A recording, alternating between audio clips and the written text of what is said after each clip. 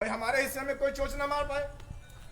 हमारा जो सामान्य वर्ग का है उसमें सारे लोग ले सकते हैं, और जो आरक्षित वर्ग है उसमें जो है हम जा नहीं सकते हैं। तो हमारा भी तो ऐसा सेपरेट करो कि हमारे में कोई चोच ना मार पाए। तो हमको कम से कम 30% तो दो ही दो, सामान्य वर्ग को दे दीजिए, उसमें कोई दूसरा चोच ना मारने पाए। अब सामान्य सीट हो जाती है तो सारे चुनाव लड़ सकते हैं, ठीक है ना। सामान्य सीट हो जाएगी तो सब चुनाव लड़ेंगे, आरक्षित हो जाएगी तो उनमें हम लड़ नहीं सकते हैं। तो कम से कम जब आप सामान्य कह रहे हो तो आप 30% करके तो हमारे में कोई चोट न मारने पाए, ये तो होना चाहिए। अब सामान्य कह के चूतिया भी बना रहे हो, दे भी रहे हो, सब उसमें घुसे भी पड़े हैं। तो इस तरह से दोहरी जो मानसिकता है उसको कैसे रोका जाएगा। अब जब हमारा कोई वर्ग बोल नहीं रहा, हमारे नेता बोल नहीं रहे, मौन है, अपना हित साध रहे हैं। ब्राह्मण क्षत्रिय वैश्य सामान्य वर्ग के नेता बैठ करके अपना हित साध रहे हैं। 27% दे दिया गया, बोले नहीं है। कोई बोला? कहीं कोई आवाज आई? अच्छा 27% के लिए कोई आंदोलन हुआ था? कोई आंदोलन हुआ था? किसी ने कोई धरना प्रदर्शन किया था कि हमको दो?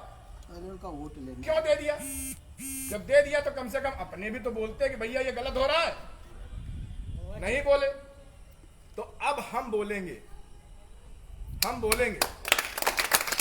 और एक मैं छोटा सा पार्षद हूं, मेरी तो बहुत छोटी सी दुकानदारी है और 1 मिनट में सिमट जाएगी।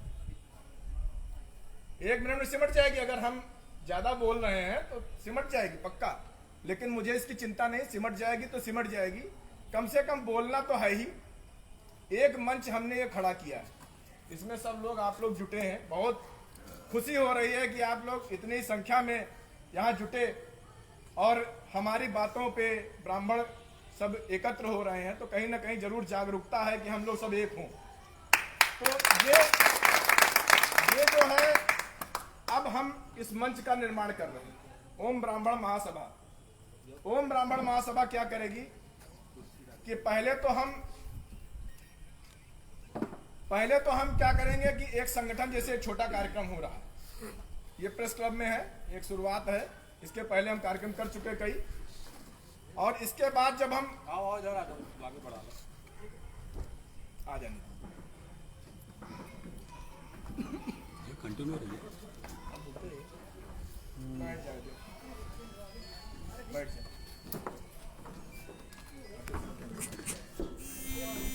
ये एक छोटा कार्यक्रम है हमारा, ये एक शुरुआत है। ये हमारा युवा मोर्चा का कार्यक्रम है। ओम ब्राह्मण महासभा की युवा मोर्चा की महानगर इकाई लखनऊ की ये कार्यक्रम ऑर्गेनाइज कर रही है। इसके बाद हम बड़ा कार्यक्रम करेंगे। 2 महीने के बाद एक बड़ा कार्यक्रम करेंगे। वो कार्यक्रम हजरतगंज के किसी बड़े हॉल में करेंगे। चल कहीं नहीं होगा, रजिस्टर भैया भेज दीजिए पीछे। उसके बाद हम एक बड़ा कार्यक्रम करेंगे, जो कार्यक्रम हजरतगंज के किसी हॉल में करेंगे। कम से कम 10,000 गैदरिंग का एक कार्यक्रम होगा।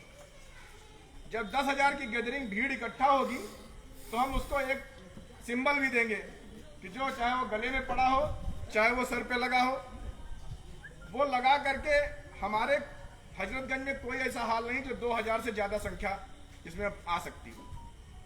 2,000 हो गया तो खचाखच हो गया, ठीक है ना। लोग बताते हैं कि 20,000 थे, लेकिन होते 2,000 से ज्यादा कभी नहीं, ठीक है ना।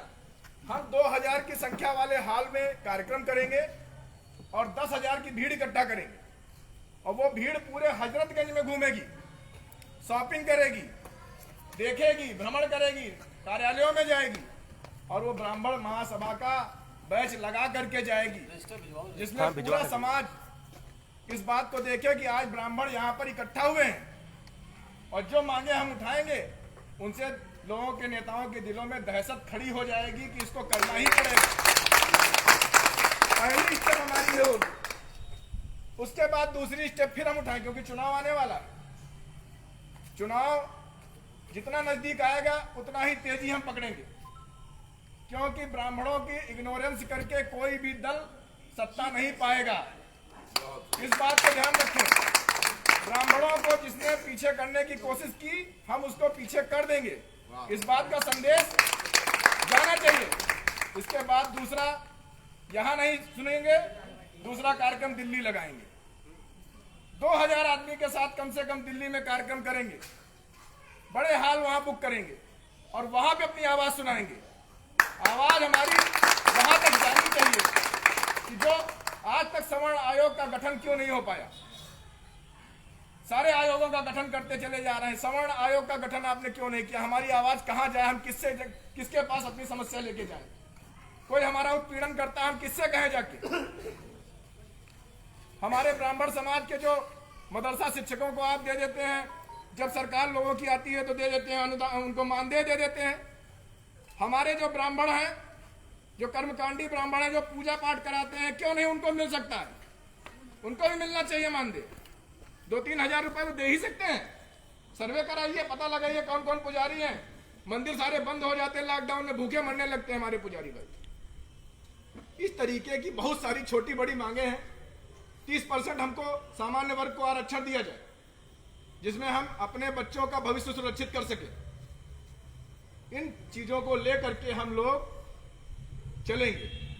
लेकिन एक साथ एक बात और है कि सनातन धर्म को कमजोर नहीं होने देना है।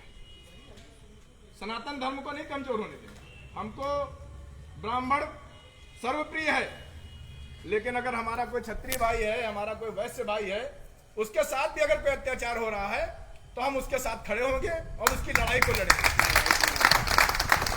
तो सिर्फ ब्राह्मण की लड़ेंगे, ब्राह्मण सबसे पहले, उसके बाद अगर अन्य कोई भी अत्याचार हो रहा है तो जरूर उसके साथ खड़े।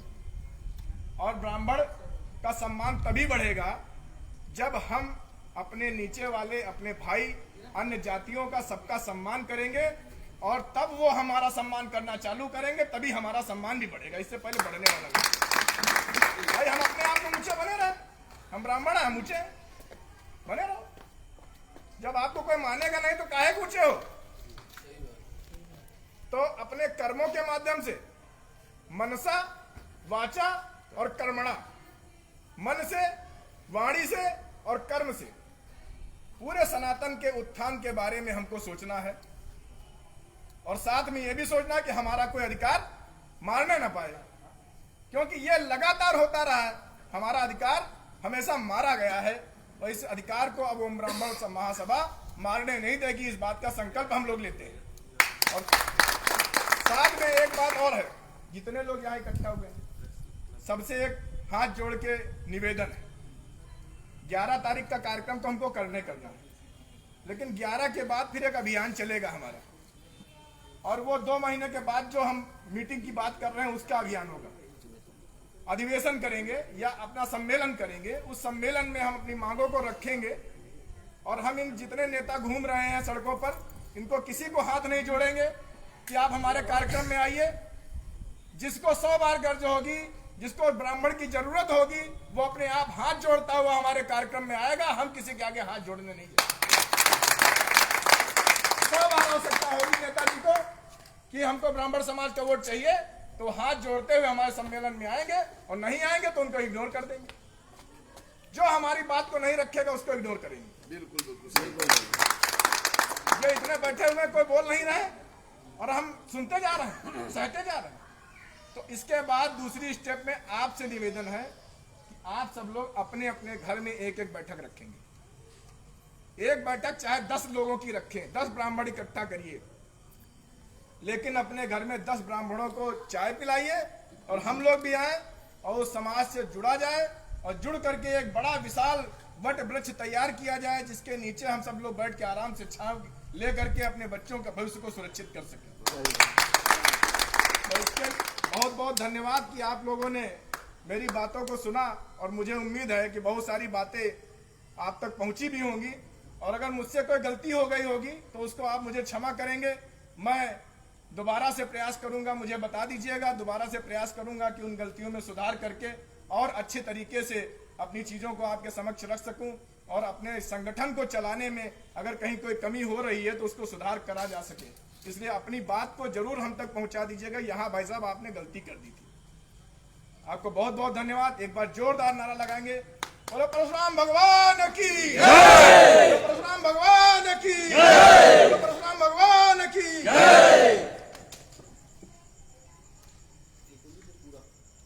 बहुत बहुत धन्यवाद हमारे